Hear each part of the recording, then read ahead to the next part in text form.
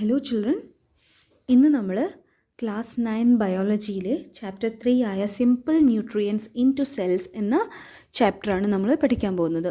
അത് നമുക്കിവിടെ സ്റ്റാർട്ട് ചെയ്യാം. അപ്പോൾ ഇതിലെന്താ നമ്മൾ പഠിക്കുന്നത്? എങ്ങനെയാണ് ന്യൂട്രിയൻസ്, അതായത് നമ്മുടെ ശരീരത്തിൽ നമ്മൾ ഭക്ഷണം കഴിക്കുന്നതിൽ നിന്ന് പോഷകാഹാരങ്ങൾ നമ്മുടെ ശരീരത്തിലെ വിവിധ കോശങ്ങളിലേക്ക്, സെൽസിലേക്ക് എങ്ങനെയാണ് എത്തിച്ചേരുന്നത് എന്നാണ് നമ്മൾ പഠിക്കുന്നത്. നമുക്കറിയാം, നമ്മൾ കഴിക്കുന്ന ഭക്ഷണത്തിലെ ന്യൂട്രിയൻസ് അല്ലെങ്കിൽ പോഷകഘടകങ്ങളെല്ലാം ആഗിരണം ചെയ്യുന്നത് ബ്ലഡാണ് അതിൻ്റെ ടാർഗറ്റ് സൈറ്റിലേക്ക് എത്തിച്ചു കൊടുക്കുന്നത്. എവിടെയാണോ അത് എത്തേണ്ടത് ആ ഭാഗങ്ങളിലേക്കൊക്കെ നമ്മുടെ ശരീരം മുഴുവൻ വ്യാപിച്ചു കിടക്കുകയാണ് ബ്ലഡ്. അപ്പം ബ്ലഡിൻ്റെ ജോലിയാണ് ഇങ്ങനെയുള്ള പോഷക ഘടകങ്ങൾ കൊണ്ടുപോവുക.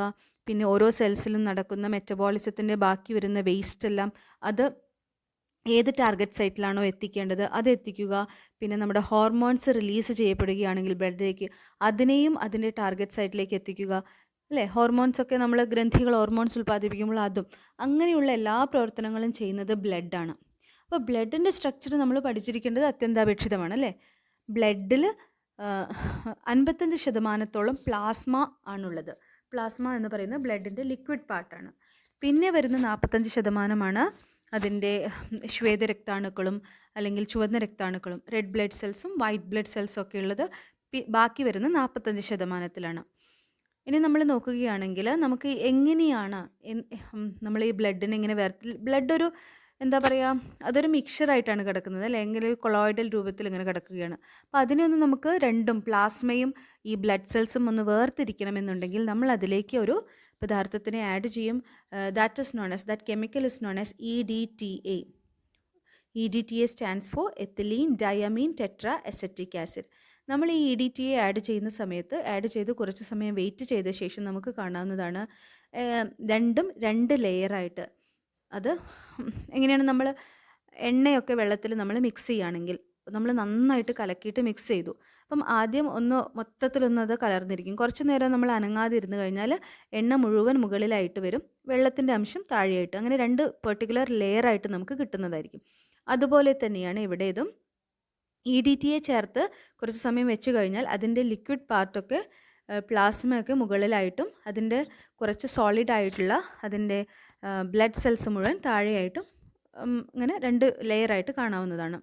അപ്പം എന്തൊക്കെയാണ് ബ്ലഡിലുള്ള ഒന്നാമത്തെ ഘടകം എന്ന് പറയുന്നത് പ്ലാസ്മയാണ്. That is the liquid contained liquid part. അതുകൂടാതെ പ്ലേറ്റ്ലെറ്റ്സ് ഉണ്ട്, പിന്നെ RBC ഉണ്ട്, WBC ഉണ്ട്.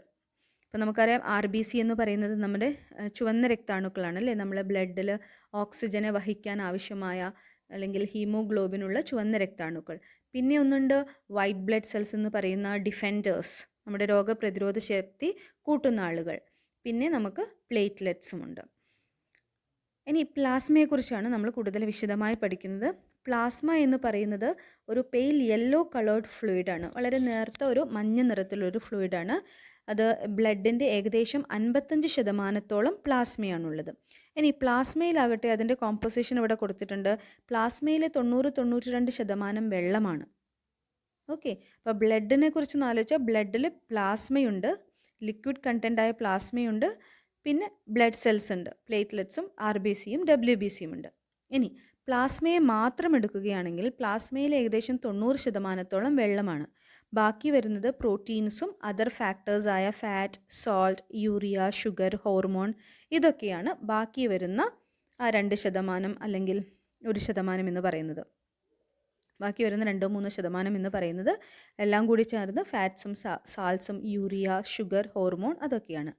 ഇനി ഏതൊക്കെയാണ് പ്ലാസ്മയിലുള്ള പ്രോട്ടീൻ എന്ന് നോക്കാം. നമുക്കറിയാം 7% അല്ലെങ്കിൽ 7-8% പ്രോട്ടീനാണെന്ന് പറഞ്ഞു. അപ്പം ഏതെല്ലാം പ്രോട്ടീൻസാണ് പ്ലാസ്മയിലുള്ളതെന്ന് നോക്കാം. ഒന്നാമത്തെ പ്രോട്ടീനാണ് albumin. Albumin regulates blood pressure. നമ്മുടെ രക്തത്തിൻ്റെ പ്രഷർ അല്ലെങ്കിൽ അതിൻ്റെ ബ്ലഡ് പ്രഷർ നിയന്ത്രിക്കാൻ, റെഗുലേറ്റ്സ് ചെയ്യാൻ സഹായിക്കുന്ന പ്രോട്ടീനാണ് ആൽബുമിൻ എന്ന് പറയുന്നത്. രണ്ടാമത്തെ പ്രോട്ടീനായ ഗ്ലോബുലിൻ ഹെൽപ്സ് ഇൻ ഡിഫെൻസ്. രോഗപ്രതിരോധ ശക്തിക്ക് വേണ്ടിയിട്ടുള്ളതാണ് globulin. And fibrinogen plays a major role in the coagulation of രക്തം കട്ട പിടിക്കുന്നതിന് സഹായിക്കുന്ന ഒരു പ്രോട്ടീനാണ് ഫൈബ്രിനോജൻ എന്ന് പറയുന്നത്. അപ്പോൾ നമ്മൾ പ്ലാസ്മയുടെ ഘടന പഠിക്കുമ്പോൾ 90%-ഓളം ജലമാണ്, ബാക്കിയുള്ളതിൽ 7-8% പ്രോട്ടീൻസാണ്. ആ പ്രോട്ടീൻസിൽ തന്നെ 3 വിഭാഗം പ്രോട്ടീൻസ് ഉണ്ട്.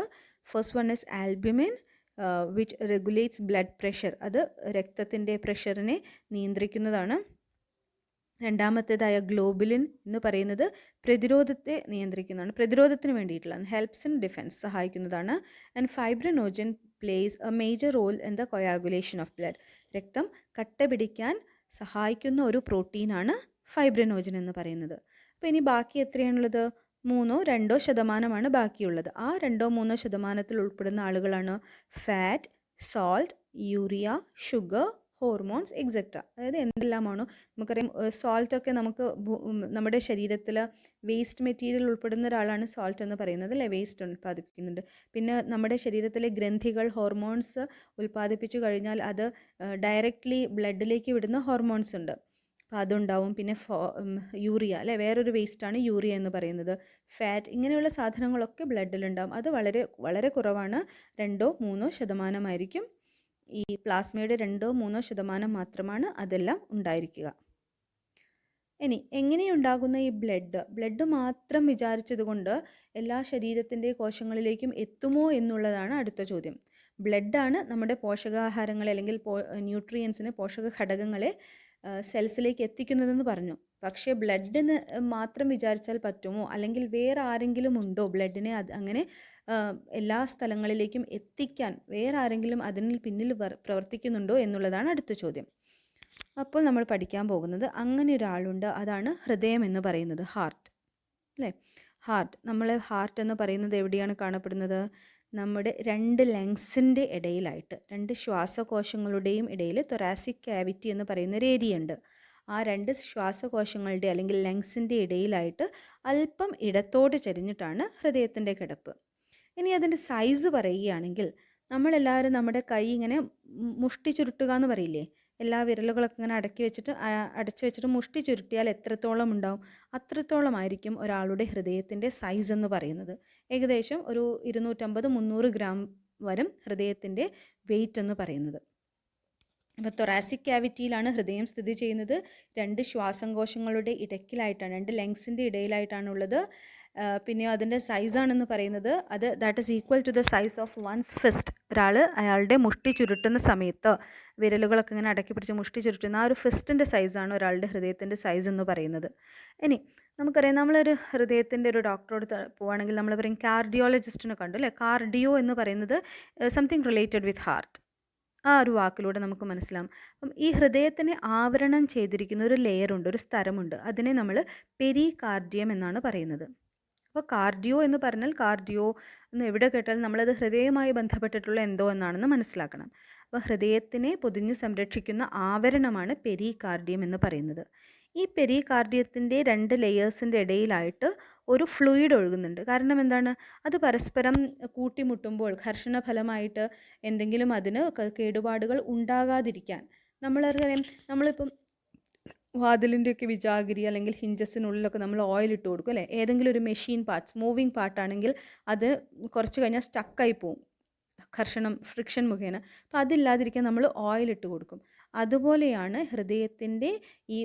ഹൃദയത്തിനെ പൊതിഞ്ഞു സംരക്ഷിക്കുന്ന ആവരണമായ ലെയറായ പെരികാർഡിയത്തിൻ്റെ 2 ലെയറുകൾക്കിടയിലും ഇതുപോലെ ഒരു ഫ്ലൂയിഡ് ഉണ്ട്.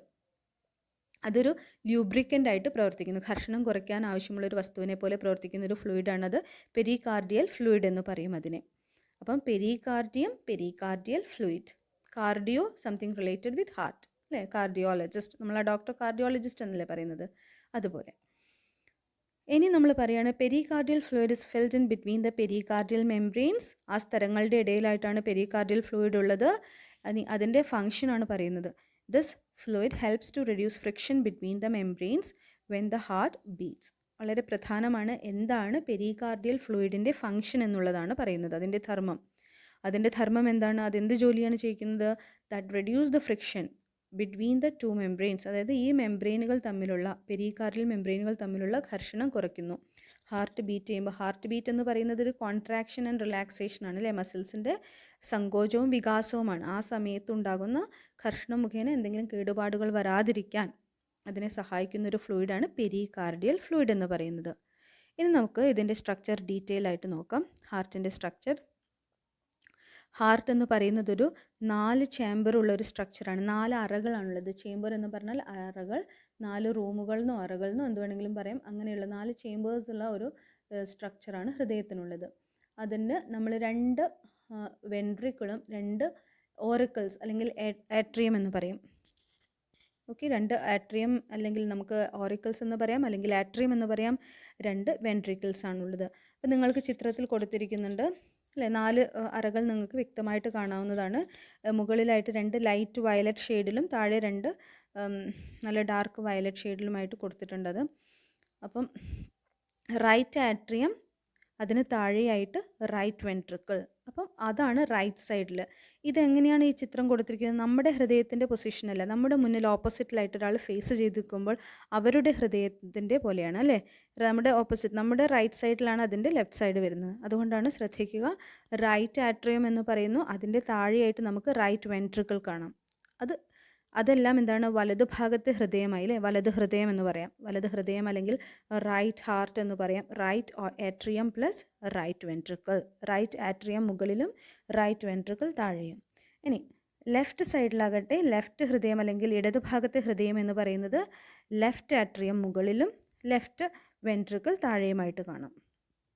ഇനി ഈ ആട്രിയം എന്ന് പറയുന്നത്, മുകൾ ഭാഗം എന്ന് പറയുന്നത്, ഹൃദയത്തിൻ്റെ മുകൾ ഭാഗം അല്പം ചെറുതായിരിക്കും താഴ്ഭാഗത്തേക്കാൾ.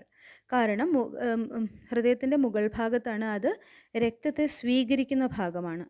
അത് താഴ്ഭാഗങ്ങളിൽ നിന്നാണ്, ഹൃദയത്തിൻ്റെ ആ താഴെയുള്ള 2 അറകളിൽ നിന്ന്, അതായത് റൈറ്റ് വെൻട്രിക്കിളിൽ നിന്നും ലെഫ്റ്റ് വെൻട്രിക്കിളുമാണ് വളരെ കുറച്ചും കൂടി മസിൽ ശക്തിയേറിയതും കുറച്ചും കൂടി വലുപ്പം കൂടിയതും ഈ താഴ്ഭാഗമാണ്. അത് right ventricle and left ventricle എന്ന് പറയുന്നത്. കാരണം അവിടെ നിന്നാണ് പമ്പ് ചെയ്തിട്ട് ശരീരത്തിൻ്റെ വിവിധ ഭാഗങ്ങളിലേക്കും അശുദ്ധരക്തം ശ്വാസകോശത്തിലേക്കും പോകുന്നത് ഈ ഭാഗത്തിൽ വെച്ചിട്ടാണ്. അപ്പോൾ അതുകൊണ്ട് തന്നെ അവർക്ക് കുറച്ച് മസിൽ പവർ കൂടുതൽ ആവശ്യമാണ്, കുറച്ച് വലുപ്പവും ആവശ്യമാണ്. അതാണ് എപ്പോഴും നിങ്ങൾ ഹൃദയത്തിൻ്റെ സ്ട്രക്ചർ നോക്കുകയാണെങ്കിൽ മുകൾ ഭാഗം അല്പം ചെറുതും താഴ്ഭാഗം അല്പം വലുതുമായിരിക്കും. അതായത് റൈറ്റ് ആട്രിയം, ലെഫ്റ്റ് ആട്രിയം എന്ന് പറയുന്നത് അല്പം ചെറുതാണ്. ഏതിനേക്കാൾ? റൈറ്റ് വെൻട്രിക്കിളും ലെഫ്റ്റ് വെൻട്രിക്കിളിനേക്കാളും അല്പം ചെറുതായിരിക്കും. ഇനി അടുത്തതായിട്ട് പറയുന്നത് എങ്ങനെയാണ് ബ്ലഡ് പമ്പിങ് നടക്കുന്നത്. നമുക്കറിയാം, ഹാർട്ടിനെ നമ്മളൊരു പമ്പിങ് ഓർഗൻ എന്നാണ് പറയുന്നത്. It's a muscular pumping organ. Cardio muscles എന്ന് പറയുന്ന മസിൽസ് ആണുള്ളത്. പലവിധം മസിൽസ് ഉണ്ട്. Voluntary muscles, involuntary muscles, cardio muscles. അതിൽ കാർഡിയോ മസിൽസ് ആണിത്. ഹൃദയം നിർമ്മിച്ചിരിക്കുന്ന മസിൽസിനെയാണ് നമ്മൾ കാർഡിയോ മസിൽസ് എന്ന് പറയുന്നത്. അവിടെയും കണ്ടില്ല, കാർഡിയോ എന്ന വാക്ക് വന്നു. കാർഡിയോ മസിൽസ് എന്ന് പറയുന്നത്. അപ്പോൾ ഈ മസിൽസിൻ്റെ കോൺട്രാക്ഷനും എക്സ്പാൻഷനും, റിലാക്സേഷനും കോൺട്രാക്ഷനും, അതായത് സങ്കോച വികാസങ്ങളുടെ ഫലമായിട്ടാണ് ബ്ലഡ് പമ്പ് ചെയ്യപ്പെടുന്നത്. അപ്പം ഈ ഹൃദയത്തിൻ്റെ ശരീരത്തിൻ്റെ വിവിധ ഭാഗങ്ങളിൽ നിന്ന് അശുദ്ധ രക്തം ആദ്യം തന്നെ ഹൃദയത്തിലേക്ക് വരുന്നു. അശുദ്ധ രക്തം ശരീരത്തിൻ്റെ വിവിധ ഭാഗങ്ങളിൽ നിന്ന് ശേഖരിക്കപ്പെട്ട് ഹൃദയത്തിലേക്ക് എത്തുകയാണ്. ഹൃദയത്തിൽ നിന്നും അത് നമ്മുടെ പൾമനറി വാൽവിലൂടെ അത് ശ്വാസകോശങ്ങളിലേക്ക് പമ്പ് ചെയ്യുകയാണുണ്ടത്.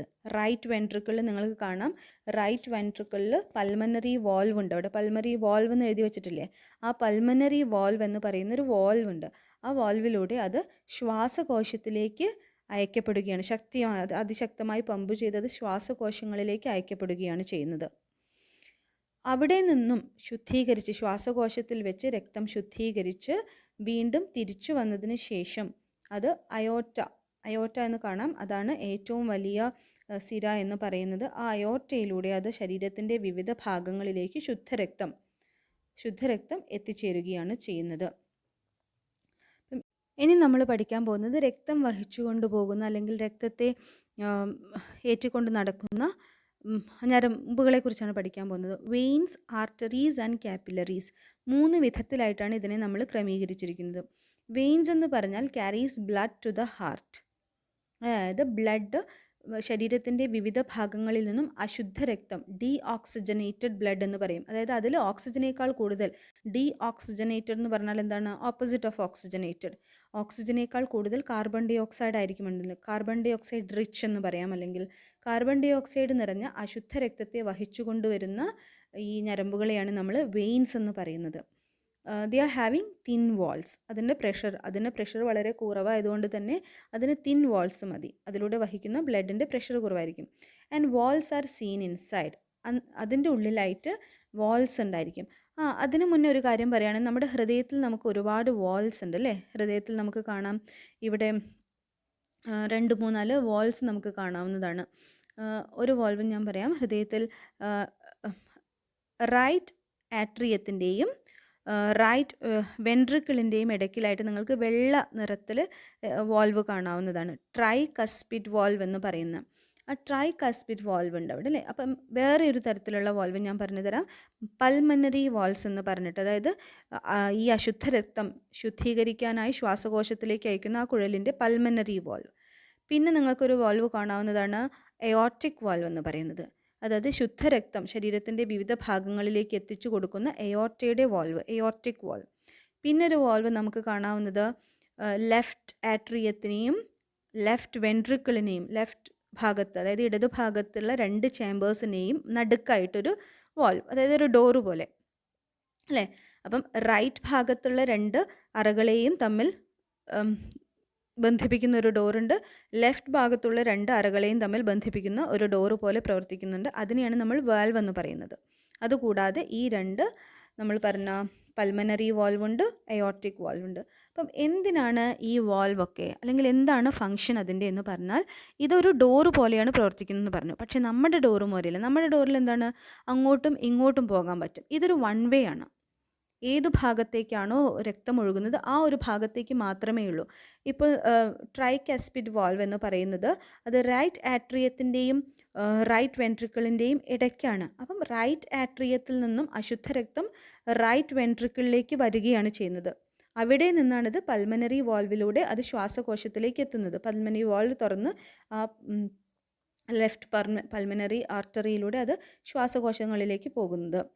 നേരെ മറിച്ച് ഈ നമ്മുടെ ഇടത് ഭാഗത്തുള്ള ബൈകസ്പിഡ് വാൾവ് അതും അങ്ങനെ തന്നെയാണ്.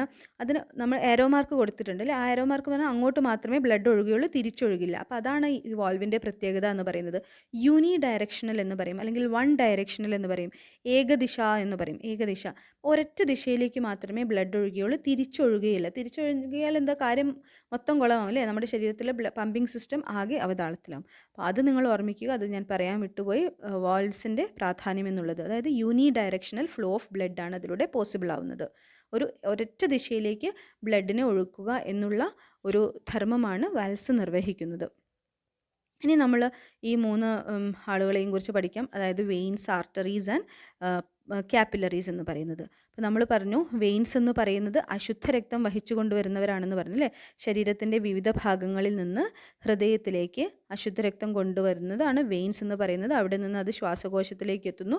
അവിടെ നിന്ന് ശുദ്ധീകരിച്ച് വീണ്ടും ഹൃദയത്തിലേക്ക് എത്തി, പിന്നെ അത് ഹൃദയത്തിൽ നിന്നും അതിശക്തമായി പമ്പ് ചെയ്തിട്ടാണ് ശരീരത്തിൻ്റെ വിവിധ ഭാഗങ്ങളിലേക്ക് ബ്ലഡ് എത്തിച്ചേരുന്നത്. അപ്പോൾ ഈ വെയിൻസ് എന്ന് പറയുന്നത് that carries blood to the heart and they are having thin walls. വളരെ നേർത്ത വാളാണ് ഉണ്ടായിരിക്കുന്നത്. Walls are seen inside. അതിൻ്റെ ഇടയിലായിട്ട് വാൾസും കാണാം. നിങ്ങൾക്ക് ചിത്രത്തിൽ വളരെ വ്യക്തമായി കൊടുത്തിട്ടുണ്ട്. വാൾ രണ്ട് ഡോറ് തുറക്കുന്ന പോലെ കണ്ടില്ല, ബ്ലാക്ക് കളറിൽ. And blood flows with low speed and low pressure. അതിലൂടെ ഒഴുകുന്ന ബ്ലഡിന് വളരെ സ്പീഡ് കുറവായിരിക്കും, ബ്ലഡ് പ്രഷറും കുറവായിരിക്കും. അത് ചെലുത്തുന്ന സമ്മർദ്ദം, ബ്ലഡ് പ്രഷർ എന്ന് ഉദ്ദേശിക്കുന്നതാണ് അതിശക്തമായി ഒഴുകുകയാണെങ്കിൽ അതിശക്തമായ സമ്മർദ്ദമായിരിക്കും ആ കുഴലുകൾക്ക് മുകളിൽ അത് പ്രയോഗിക്കുന്നത്. പക്ഷേ ഇത് വളരെ സ്ലോ ആയിട്ട് വളരെ പതുക്കെ ഒഴുകുന്നതോടുകൂടി തന്നെ അത് അതിശക്തമായ സമ്മർദ്ദം ചെലുത്തുന്നില്ല. അതാണ് പ്രഷർ കുറവാണെന്ന് പറഞ്ഞതിൻ്റെ അർത്ഥം. ഇനി രണ്ടാമത്തെ ആളാണ് ആർട്ടറി എന്ന് പറയുന്നത്.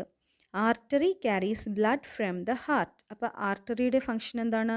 ഹൃദയത്തിൽ നിന്നും ശുദ്ധരക്തം വഹിച്ചു കൊണ്ടുപോകുക എന്നുള്ളതാണ്. ഓക്സിജനേറ്റഡ് ബ്ലഡ് വഹിച്ചു കൊണ്ടുപോകുക എന്നുള്ളതാണ് ആർട്ടറിയുടെ function. Thick and elastic walls. അതിൻ്റെ വാൾസ്, ആ കുഴലുകളുടെ വാൾസ് എങ്ങനെയായിരിക്കും? അതിൻ്റെ കുഴലുകളുടെ ചുമര് അല്ലെങ്കിൽ അതിൻ്റെ ഭിത്തി എന്ന് പറയുന്നത് വളരെ തിക്കായിരിക്കും, വളരെ ഇലാസ്റ്റികതയുള്ളതായിരിക്കും.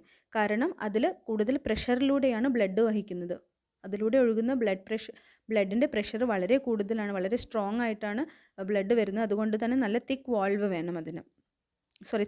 വേണം. And blood flows with high speed and high pressure. അതിലൂടെ ഒഴുകുന്ന രക്തം വളരെ സ്പീഡിലും വളരെ പ്രഷറിലുമാണ് ഒഴുകുന്നത്. ഇനി മൂന്നാമത്തെ ആളാണ് കാപ്പിലറീസ് എന്ന് പറയുന്നത്. കാപ്പിലറീസ് എന്ന് പറഞ്ഞാൽ വളരെ ചെറുതായിരിക്കും. Thin vessels that connect veins and arteries together. ഈ വെയിൻസിനെയും ആർട്ടറികളെയും തമ്മിൽ ബന്ധിക്കുന്ന വളരെ നേർത്ത കുഴലുകളെയാണ് നമ്മൾ കാപ്പിലറീസ് എന്ന് പറയുന്നത്. അപ്പോൾ വെയിൻസ് എന്ന് പറഞ്ഞാൽ അശുദ്ധരക്തം വഹിക്കുന്നതാണ്. ആർട്ടറി എന്ന് പറഞ്ഞാൽ ശുദ്ധരക്തം വഹിച്ചുകൊണ്ട് ശരീരത്തിൻ്റെ വിവിധ ഭാഗങ്ങളിലേക്ക് ഒഴുകുന്ന കുഴലുകളാണ്. ഇനി ഇവരെ തമ്മിൽ ബന്ധിപ്പിക്കുന്ന വളരെ നേർത്ത കുഴലുകളെയാണ് കാപ്പിലറീസ് എന്ന് പറയുന്നത്. അതിൻ്റെ വാൾ എന്ന് പറയുന്നത് വളരെ നേർമയാണ്, സിംഗിൾ ലെയർ ഓഫ് സെൽസ് ആണ്. അതിൻ്റെ വാളിൽ വളരെ ചെറിയ ചെറിയ ചെറിയ സൂക്ഷ്മ ദ്വാരങ്ങളുണ്ടായിരിക്കും, സുഷിരങ്ങളുണ്ടായിരിക്കും. ഈ സംഭവത്തിൽ എന്തുണ്ട്? Walls are present in blood flows with low speed and low pressure. നമ്മുടെ വെയിൻസിനേക്കാളും വളരെ, വെയിൻസിൽ നമ്മൾ പറഞ്ഞു ലോ സ്പീഡ് ആൻഡ് ലോ പ്രഷറിലാണ് ബ്ലഡ് ഒഴുകുന്നത്. അതിനേക്കാൾ വളരെ കുറഞ്ഞ വേഗതയിലും കുറഞ്ഞ പ്രഷറിലുമാണ് ഈ കാപ്പിലറീസ് എന്ന് പറഞ്ഞാൽ വളരെ നേർമ ചെറിയ കുഴലുകളാണ്, അതിലൂടെ ബ്ലഡ് ഒഴുകുന്നത്. അപ്പം നമ്മൾ 3 വ്യത്യസ്ത രക്തക്കുഴലുകളെക്കുറിച്ച് പഠിച്ചു. ഒന്ന് വെയിൻസ് ആണ്, രണ്ടാമത്തേത് ആർട്ടറിയാണ്. അതിൽ അശുദ്ധരക്തം വഹിക്കുന്നത് വെയിൻസ് ആണ്, ശുദ്ധരക്തം വഹിക്കുന്നത് ആർട്ടറിയാണ്. അതിനെ രണ്ടിനെയും തമ്മിൽ ബന്ധിപ്പിക്കുന്ന വളരെ നേർത്ത കുഴലുകളാണ് കാപ്പിലറീസ് എന്ന് പറയുന്നത്. ഇനി എന്താണ് വർക്കിംഗ് ഓഫ് ഹാർട്ട് എന്ന് പറയുന്നത്? നമുക്ക് ഹാർട്ട് ബീറ്റിനെ കുറിച്ച് പഠിച്ചിട്ടുണ്ട് അല്ലേ? ഹാർട്ട് ബീറ്റ്, അല്ലെങ്കിൽ നമുക്ക് അറിയാം ഹാർട്ട് ബീറ്റിനെ കുറിച്ച് പഠിച്ചിട്ടില്ലെങ്കിൽ കൂടി നമ്മൾ എന്നും അനുഭവിക്കുന്ന ഒരു സാധനമാണ് അല്ലേ? We can feel the heart beat. നമ്മൾ പൾസ് പിടിച്ച് നോക്കിയാൽ നമുക്കറിയാം എത്ര ഹാർട്ട് ബീറ്റ് ഉണ്ടെന്ന്. കാരണം ആ രക്തം ഒഴുകുന്ന കുഴലിൻ്റെ ആ ഒരു സമ്മർദ്ദമാണിത്, പ്രഷറാണിത്.